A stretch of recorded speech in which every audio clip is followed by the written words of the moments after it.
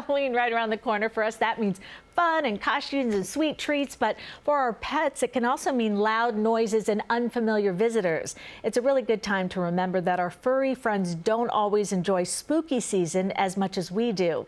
And here to talk about how we can keep this holiday fright-free for our pets is Marlon Roberts, the executive director at Best Friends Animal Society in New York City. Welcome, Marlon.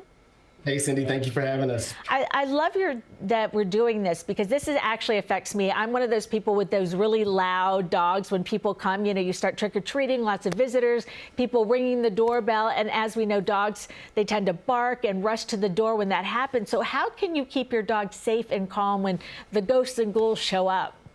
I'm glad that you mentioned that because, that can happen. Our animals really can get startled during this time of the season. So we want to be extra cautious when we're opening the door for trick-or-treaters and/or for guests.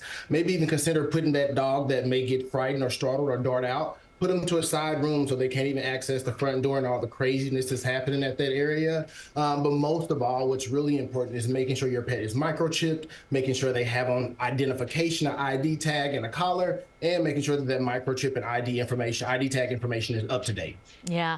Also, we love candy, but for our pets, it can be dangerous and even deadly for dogs and cats. So how can we keep our pets from getting into the human treats?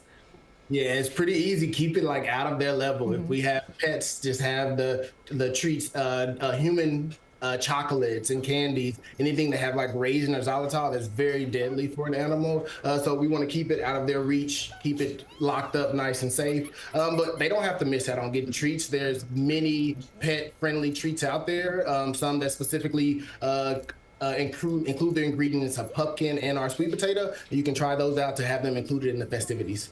And what's the best way to include our furry friends in the fun without scaring them? I mean, so many cute costumes out there for our pets. Should we dress them up?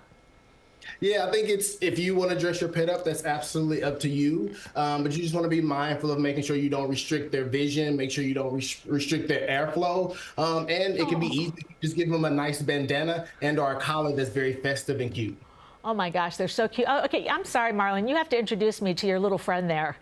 This is my little friend Kevin. Oh, he went for a run. That's my friend Kevin. He's here available for adoption, looking to be family, let someone's home this year for Halloween. And all us pet lovers, we're looking at, just turn around. You've got animals all over your walls. So are these ones looking for new homes?